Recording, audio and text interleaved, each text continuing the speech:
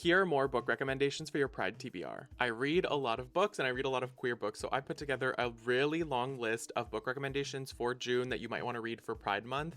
This is part 2. There's a lot to get through, so let's get into it. Blessings by Chukwuebuka Ibe is a queer coming of age of a young boy growing up in Nigeria right before the Same-Sex Prohibition Act in 2014. It is so good, written so beautifully. I love this book. Biography of X by Catherine Lacey is a really trippy novel that is a fake biography written from the perspective of a woman and about her late wife, and she's uncovering things about her as she goes along. Her late wife was like a recluse artist. This is so weird, but so good. I Will Greet the Sun Again by Kashayar J. Kabushani is about the youngest son of an Iranian-American family living in Los Angeles. It's about his queer coming of age. It is so touching, so beautiful. I love this book. All This Could Be Different by Sarah Thankam Matthews is really queer, really messy. It's about what it's like to be a young queer person living today under the crushing boot of capitalism and societal expectation.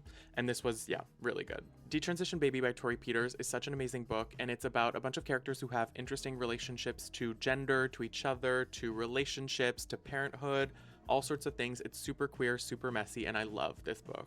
Giovanni's Room by James Baldwin. Of course, this is one of the best books. It's set in the 1950s in Paris. It's about a bunch of different characters that have really complex dynamics to each other. It's about passion. It's about guilt. It's about shame. It's about so many different things: identity, becoming, hiding from yourself. I love this book, and every time I read it, I get something different from it. It is so fantastic. Bad Habit by Alana Esportero, translated by Marife Latham, is such a beautiful character study of a trans woman growing up in Madrid in the 80s and 90s. It's about community, it's about identity, it's about becoming, and it is so good. Old Enough by Haley Jacobson is a queer coming of age, a story of becoming. It's about a girl going to college and coming into her sexuality, coming into her own, finding queer community, but also reckoning with the people from her past and the things that have happened to her. It is so good and so wonderful. I love this book. Lie With Me by Philippe Besson, translated by Molly Ringwald. The Molly Ringwald. This is a love story between two boys in France in the 1980s over a summer.